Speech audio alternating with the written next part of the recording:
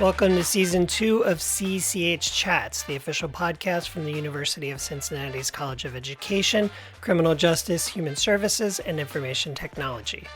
This season, we're focused on conversations with alumni of the 4 schools in this college, learning about their personal and professional journeys since graduation day, and hearing how these Bearcats for life are impacting their communities for the better.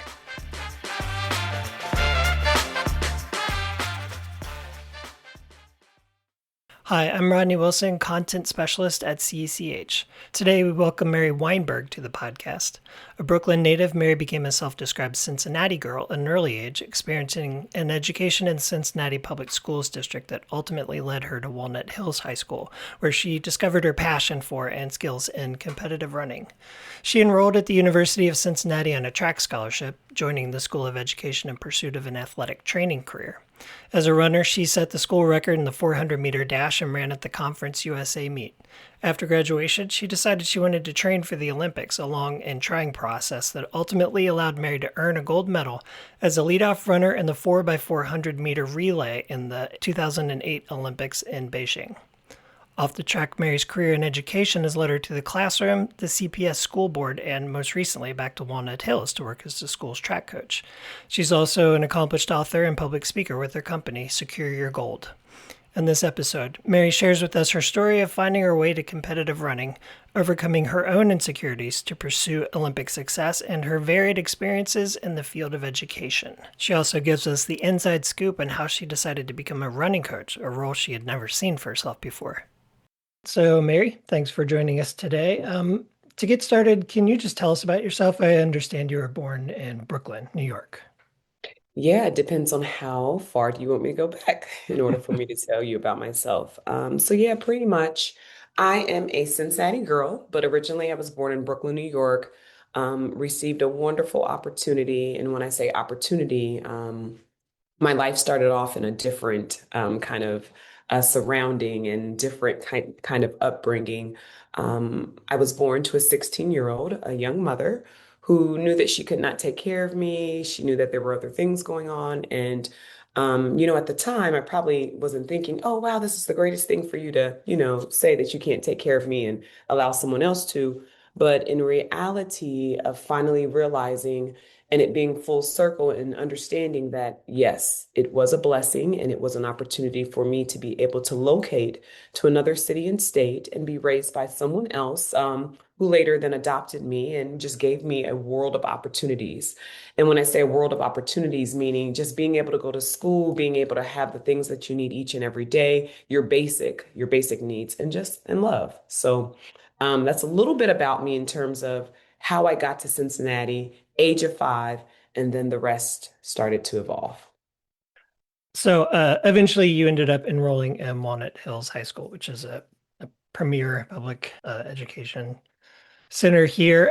Can you tell me about this experience, what it was like going into Walnut? Yeah, I'll try to remember. It was so long ago, but no, I remember taking the test in 6th grade, and it was a different type of test back in that day. And when I say back in that day, I sound so old. But yeah, so in 92 to 93, that is when I took the test, and I got the results back saying that I was accepted. And at that time, I didn't really know of any other schools. I know that our district had so many other schools, and we had our neighborhood schools at that time. And for me, I was just very excited, along with a lot of my friends that I stayed from kindergarten through 6th grade with at Lusanaville Elementary, which is no longer open, but that is the school that fed me into Walnut Hills. And taking the test, getting there my first year in 1993, being an Effie, I mean, it was overwhelming, but at the same time, it was enjoyable. It was a huge school, the only school that had 7th through 12th at the time. And you just knew that you walked in being a little 7th grader with a big old backpack full of books and, just taking it all in. It was an ability for me to not only see the people that I went to school with, but then to meet new people at this school. So I enjoyed participating in some events, but really kind of my mom was very strict. She was a Caribbean mom. Caribbean mothers, they take academics very seriously. Mhm. So when I tried to get involved in things such as sports and track and field, she was like, no, you're here to go to school. And I remember my best friend her mother had to persuade my mom to say, hey, this would be a fun opportunity. And for me, I didn't think I was talented in track. I just thought, oh, it'll be a great opportunity for me to make more friends because the school is huge and track teams are usually pretty big. So your experience as a high school athlete, it led to a scholarship at University of Yeah. Cincinnati, and you ran track for the university. Can you tell me some of your experience as an athlete at UC? I'm actually going to tell you a little bit before my years at UC is, running at Walnut, it was a opportunity for me to find myself. And I wouldn't even say find myself because I still hadn't found myself even after graduating, and I struggled with that a little bit into college. Hmm. But it was an opportunity for my high school coach at the time. His name is Carl Kaufman. He saw something in me, and I can recall, going to practice and running and being in seventh and eighth grade and being able to step up and practice with some of the high school students and realizing that, hey, maybe I am actually pretty good. Hmm. When it was time for me to look into furthering my education into college, I knew that I wanted to stay in Cincinnati, and I knew that I either wanted to go to Xavier or the University of Cincinnati. And so Xavier at the time did not have a track program, but I came home and I told my mom, I said, Mom, I want to start a track program at Xavier. I know I can do it. I have this talent of running. Let's see where it can take me. And then I got approached by the UC coaches, and being able to have another set of eyes and another set of coaches see something in me as my high school coach did, that was an awesome and an amazing feeling. And I finally had got my mom on board. I remember coming to the our official visit and being offered the scholarship papers. And at the time, she spoke to the late Bill Schneer, who just recently passed away last year. But meeting Bill Schneer and reading and meeting Jim Schneer, which were my two coaches, she felt at home. She said, "Okay, you know what? I trust you guys with my daughter. You can have her, go ahead and make sure that she excels in track and field, and also of course make sure that she gets her degree." So for me, getting onto the track team at UC, it was an experience in which I never thought that I would be getting a scholarship to go to a school to run and to be able to get my education. I got there. I was very shy in terms of not knowing if my talent would get better and better. I knew coming in that it was going to be an enjoyable 4 years, but I just didn't know my place yet. And I had to learn where my place was going to be on that team. Well, in addition to the athletics, obviously you were here for an education and you were in the School of Education's Bachelor of Science and Health Promotion program, which has now evolved into a couple different programs within the Human Services School. Yeah. But can you tell me about your time in that program? I assume you've carried a lot of that education to the work you do now. I do, and I did. Yeah, yeah, I guess that's both answers. It's interesting. When I first started off at UC, I wanted to be an athletic trainer. And I started off in athletic training. And I oftentimes joke with the kids that I coach. I'm like, yeah, if you need your ankle taped, I gotcha. I had to learn how to do all of those particular tapes and just checking in on athletes to see how they are. We decided to change my major when I realized with running indoor track and outdoor track that it was just not possible. It would be very difficult. And I then decided, what did I want to move into next, where I had a love and a passion for? And that was exercise, physiology, exercise and fitness within the health promotion. Um, Taking that course and being able to meet the wonderful professors that I had within, the College of Education at the time. That was in 1998 to 2001 because I graduated in 2001. Being able to just experience being a Bearcat, not only as an athlete, but being a Bearcat as a student, was just a great accomplishment as well because we learned balance.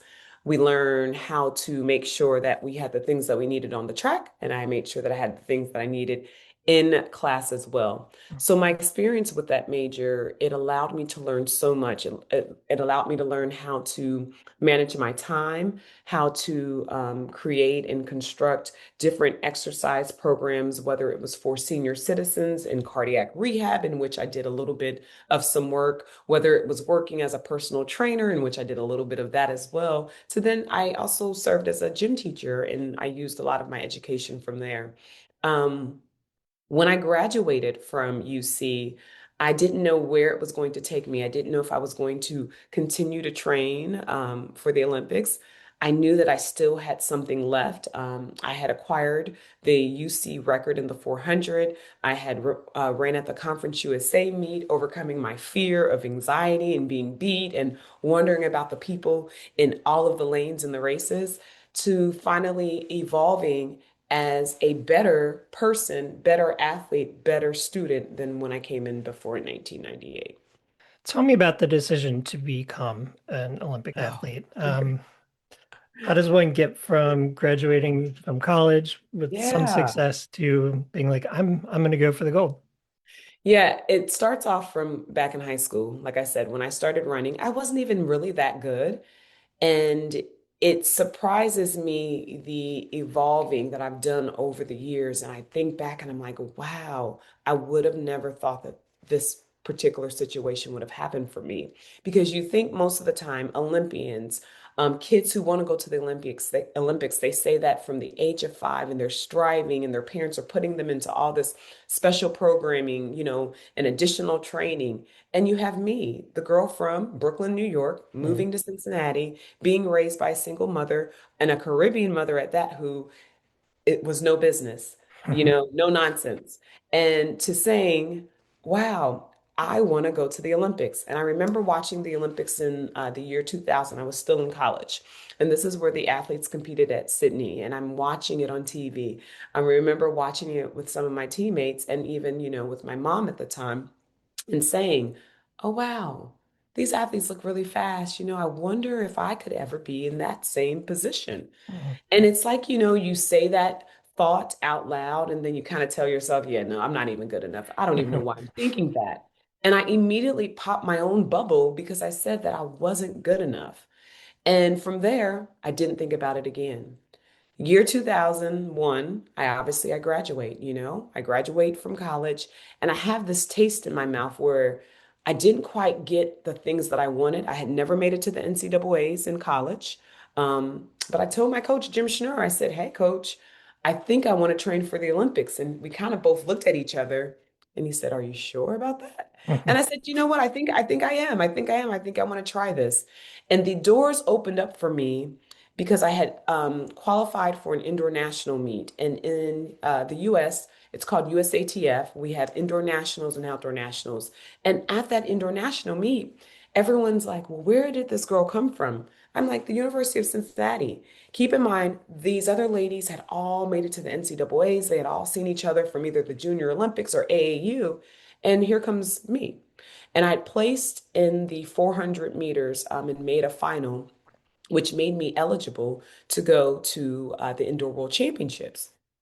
I had no idea what I was getting myself into. So from there, that started the walk into the Olympics, making that opportunity of making that first team, being exposed to all of these different individuals, and then a coach who asked me to come train with them in 2004 at the Olympic Training Center. That was my first start.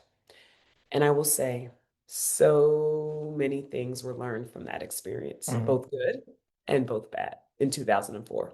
So that was Uh, my first time training for the Olympics. And then I yeah. can continue on if you have another question to get into 2008. But No, I'm curious to hear about how you turned that experience yeah. into the experience that actually led you to Beijing. Okay. So yeah, 2004, I packed up my bags from Cincinnati. I'm so excited. I told my coach, Jim Schnur, I am training for the Olympics. See, we talked about this. It's happening. And little did I know that just because you say that you want to do something, it doesn't always happen that way. Mhm. So I moved to this place in California. I'm training, having 2-a-days, training with a new coach. His name was Brooks Johnson, training with these new athletes. And it comes down to the Olympic trials in Sacramento. I get there. I'm excited, nervous, don't really know what to expect because this is my first year of trying to run with the best of the best.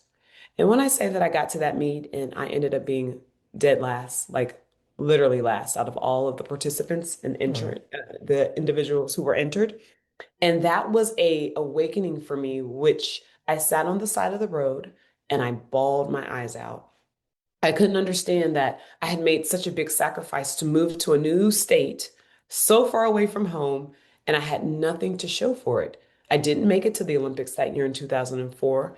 I had to come back home and I had to explain to each and every person who had supported me throughout that year of training to the questions of, well, what happened? Why didn't you make it? And I wasn't sure why I didn't make it. And I took that year or that summer coming back and moving to starting to, talk with my coach. I came back to him, Jim Schnur, and I said, I don't know what happened. I don't know why I didn't make it. I was so excited. I did everything that this new coach asked me to do until I realized sometimes you have to go through certain things in order to get to the top. And that was a journey piece for me. It was a learning piece. It was something that I had to do in order to become the stronger athlete, the more mentally challenged athlete, the more hungrier athlete. Because I'm going to tell you, sitting there crying and crying and crying my eyes out so much that I was just like, oh my gosh, people are going to see me. This is so embarrassing. To Justin Gatlin coming over to me as I'm sitting there crying, saying, wipe away your tears, get it together, you will be back. And guess what? I came back. I came home. I said, you know what? I am going to make this. And I vowed and I committed to my coach, Jim Schnur. And I said, I need a training partner, which then who was my husband, Chris Weinberg. And I said, I need to put 100% into this because I saw what it's like out there. And I don't want to have that feeling again. So we took the next 4 years, 2004, 5, 6, 7, and into 8. And we trained and we trained. And I got so much better. I moved up into the rankings. I then started being invited to go to, top tier meets. I got a shoe endorsement. And I'm like, wow, this is the life. This is what it means to train for the Olympics. And the key point for me was 2007, making another world championship outdoor team and placing in the 400 as eighth in the world and saying to myself, me, the girl from Cincinnati, I'm eighth in the world in the 400. Mhm. And from there, it just lifted off to just so much confidence and just feeling like I finally belonged to knowing that that next year in 2008, it was going to be easy. I just needed to do the same thing that I did in 2007. And we did just that. We went to the Olympic trials. I scared my coach by running a different race strategy plan. But in the end, we made it. And I'm so thankful for the years before because I needed that to get to the 2008 opportunity. And what was it like when you're in Beijing and you look around and you're like, I did it. Oh, I'm here. I'm an yeah, Olympian. getting off of the plane, having that different smell of air and just being in a different, place. And I remember saying to myself, wow, I'm here. I made it. I'm in Beijing. There's nothing that I can do to change anything. I can only move forward. And so, you know how, like, you get to a new place, you get to a new surrounding, a new thing, and you're like, oh, I'm going to start doing A, B, C, D. And you're like, whoa, whoa, whoa, whoa. Something that one of my former coaches said to me, what got you there will keep you there. And I remember saying to my current coach, Jim Schnur, that, hey, this is an opportunity of a lifetime. I'm going to go out there and I'm going to lay it all on the line, not only for myself, but for my team. So being in Beijing, they made it beautiful for the athletes. The Olympic Village was awesome. I stayed in the particular building in which we had the swimmers. So Michael Phelps was there. I think it was Adar Torres was a swimmer. I met all of the gymnastic individuals. I met basketball players. I met Serena and Venus. I just met so many, so many. And I was basically starstruck. Starstruck and being able to just walk around the village and communicate with athletes who don't even speak English, but we still did a thing called pin trading in which we traded USA pins for whatever country it was. But being in that village gave me a sense of belonging that it made it easier for when I got into the stadium that I knew that regardless of whoever Team USA put on the line, whether it was myself first, whether it was someone else running first, I knew that we could get it done. And to my surprise, or wouldn't I say surprise, but um, to the end, I was asked to run first leg for the prelim, and I was asked to run first leg for the final. And I was thankful that my coaches believed in me. They took that girl from way back in 2004 who didn't know herself to knowing that she was much more confident and ready to show the world what she was made of, what she was bringing from Cincinnati, what she was bringing from Walnut Hills, and what she was bringing from Brooklyn, New York. Mm. So that was my experience in Beijing shortened. And I will say my favorite experience besides winning the gold medal Right. was walking in the opening ceremonies and being able to walk in with the men's USA basketball team. Kobe Bryant is behind me. I'm talking to Carmelo Anthony the whole entire lap and just having all of the players give insight into what to expect and being told that, wow, you get to walk in the opening ceremonies in the surrounding in the stadium in which you will compete. How cool is that? That's very cool. Yeah. As you said, almost as cool as winning the gold, which you did. Yeah. So, Yeah. can you tell me about standing on the podium and Yeah. receiving the highest honor? Yeah, being able to stand on the podium and being so thankful after the race. I ran my first leg. I did what I was supposed to do. And, running against the best of the best in the world as the first leg runner, I ran against all of the ladies that were in the 400-meter open final. So I'm like, I can't be scared. I have Mm. to just go out there. Being able to pass that baton on to Allison Felix was the second leg. Third leg was Monique Henderson. And then the fourth leg was our amazing anchor, Sonia Richards Ross. Um, you know, after running my leg, being able to cheer on each and every one of those ladies, screaming and just being, I guess, so elated and so thankful that it was finally over, and then getting onto that podium, hearing the national anthem being played, they put the medal around your neck, they give you your flowers. And I remember saying, if I ever won, I'd bite the gold, Mhm. and do that because I was so overtaken by just emotions of things going through my head as I stood there to realizing the pinnacle moment for me and the pivotal moment of me standing there that, wow, I had made it. I had gotten onto this Olympic stand. I had made history, not only with my team, we had ran one of the fastest times for, that particular year, but we just repeated from 2007 at the World Championships, coming back to the bigger stage of 2008, minus a couple of people Mhm. um, making it happen. So I was not shocked, but I was amazed. I was in awe. And it was a moment that I love watching when I share and I do speaking engagements and I share the video. I'm like watching and thinking, oh, wow, what's going to happen? Knowing that I know what happens, but it still brings back that sensation and that just amazing feeling. Awesome.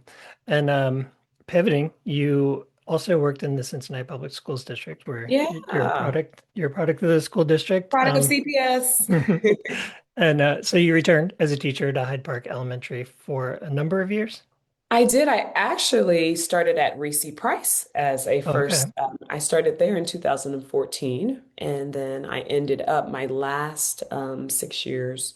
I think it was 6 or 7 years at Hyde Park School. So I have a total of 10 years within CPS that I Okay. served as a second grade teacher, and it was amazing for me. I knew once I had retired from the sport of track and field, I did leave there in 2014 Mhm. and I decided to go back and get my master's from Mount St. Joe University.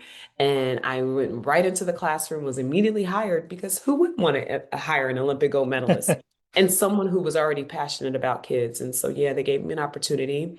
And it was something that I held dear to my heart because when you are being a role model for children, when you are, your responsibility is to not only teach, but to steer these young individuals up into this real world. And my goal was always to be the best teacher that I could be. I was a strict teacher, but I loved each and every one of my students, and I wanted them to feel the love.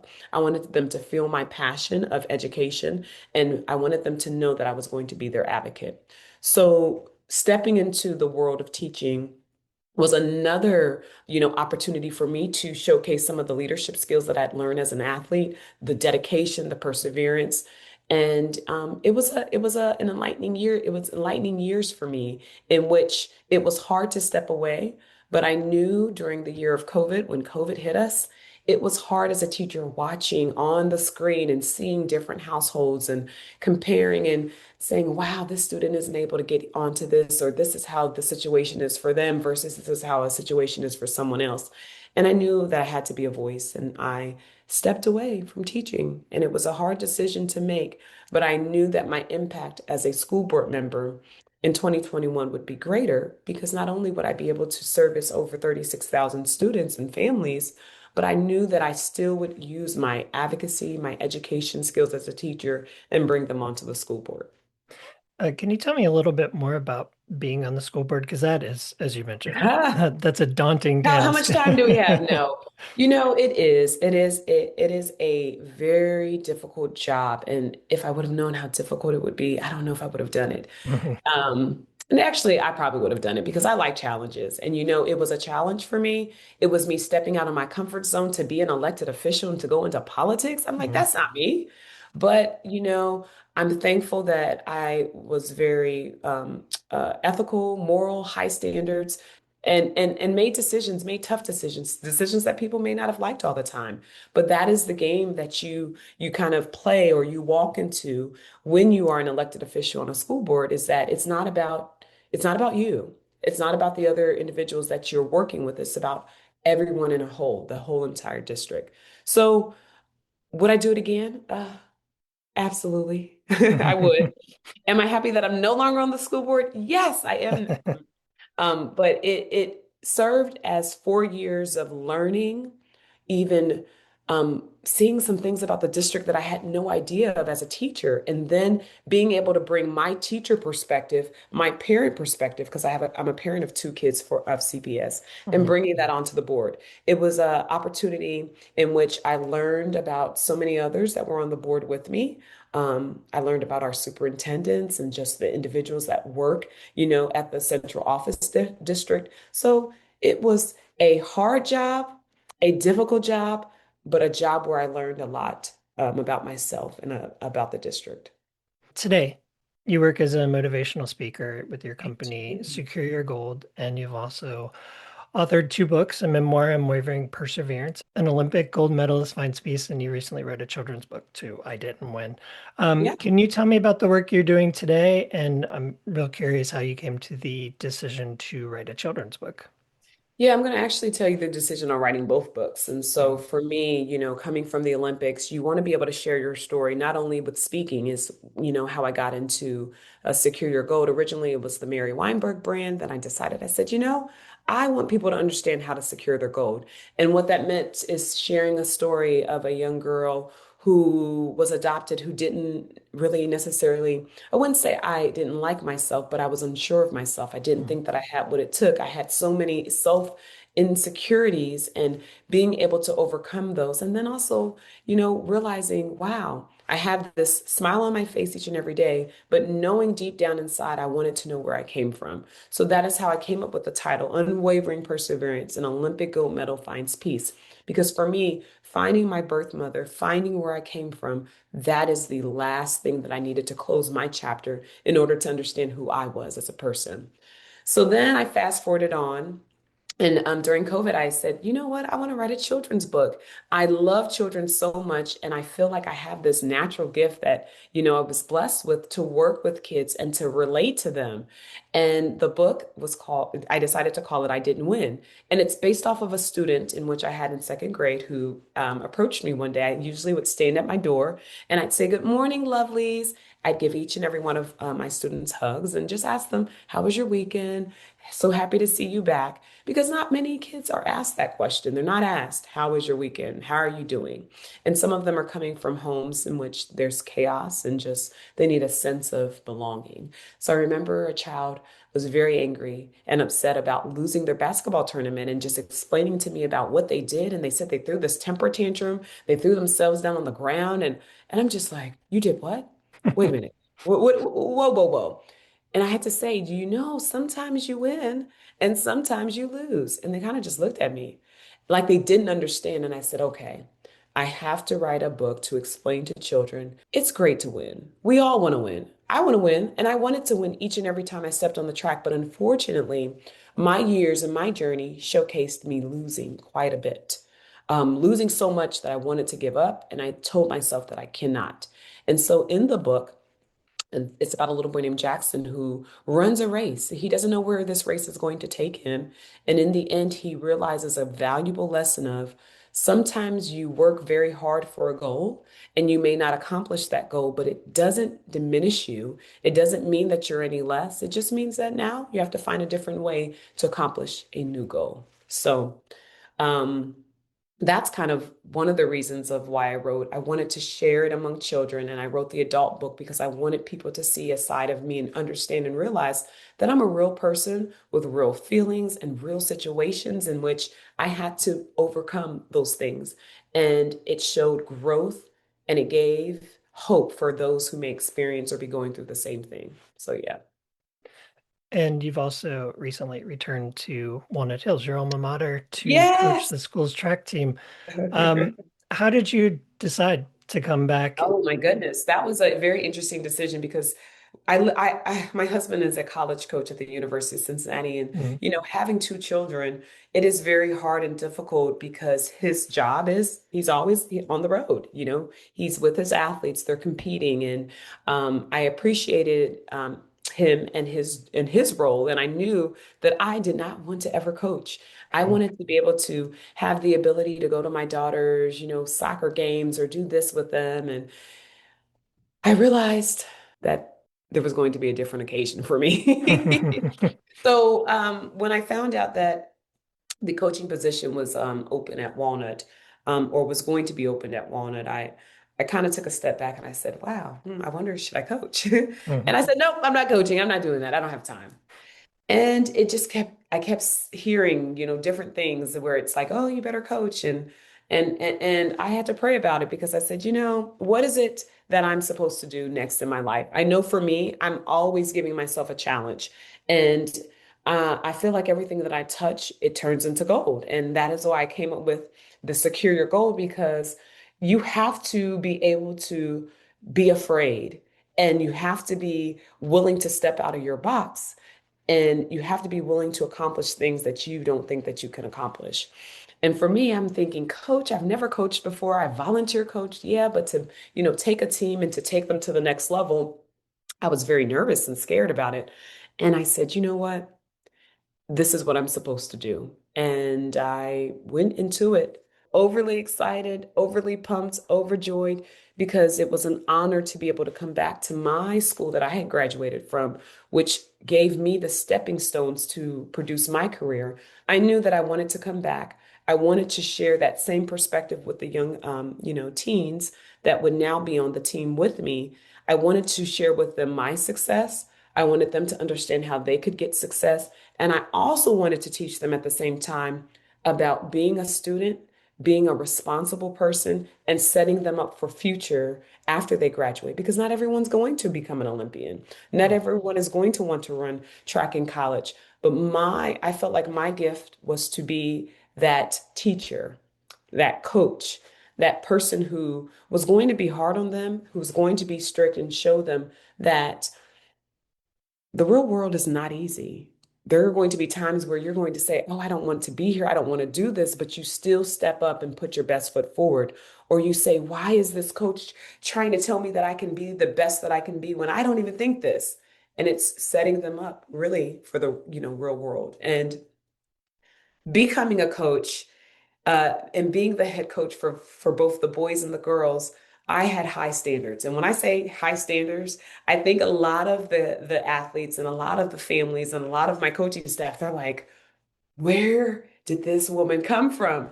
And I was okay with that because at the end of the day, I am an Olympic gold medalist who has high standards on everything. And if I believe in something, I want you to believe in it as well. And finally, getting everybody on board to believing and understanding that I wanted the best for the program. I'm entering into my third year. Come August, September, we'll start our fall training. But I will talk about the first year, wrapping up, scoring at the ECC, seeing the potential of both the girls' team and the boys' team, and just realizing, wow, we can do some things. When I was in school, Walnut Hills made it to state all the time. We were up there, we were placing, we were doing great things. And then I realized, wow, these kids just need a reminder. And getting that reminder, and especially this year, having the best year that we ever had, taking 10 individuals to state. We qualified in the 4x1, the 4x2, the 4x4, the open 400, the 100 meters, and the long jump. And finally placing top in the Ohio in the 4x2 seventh, and then placing in the 400 in ninth, in which my daughter runs, and then placing fourth in the long jump. It allowed these young ladies and it allowed the guys to see, wow, Walnut Hills is coming back on the map. And it's now bringing us into full momentum for next year, in which I am excited to be their coach once again. I am excited to continue to trailblaze and push these individuals to be the best that they can be. Is there anything else you wanted to talk about, or? I'm just thankful for being able to share my story and just being able to share with individuals and of all ages. And at one point, I didn't think that my story was good enough to share.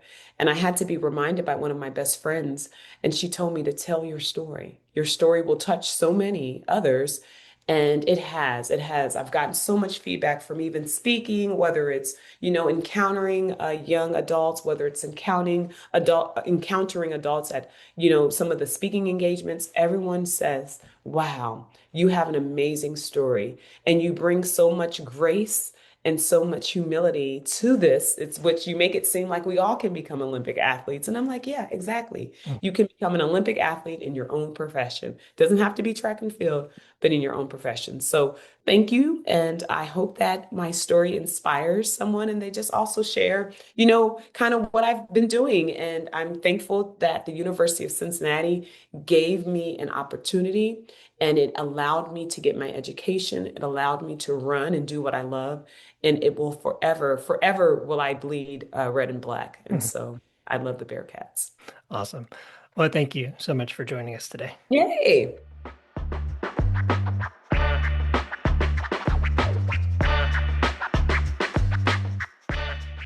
Thanks for listening to this episode of CECH Chats, a presentation of UC's College of Education, Criminal Justice, Human Services, and Information Technologies Marketing Department.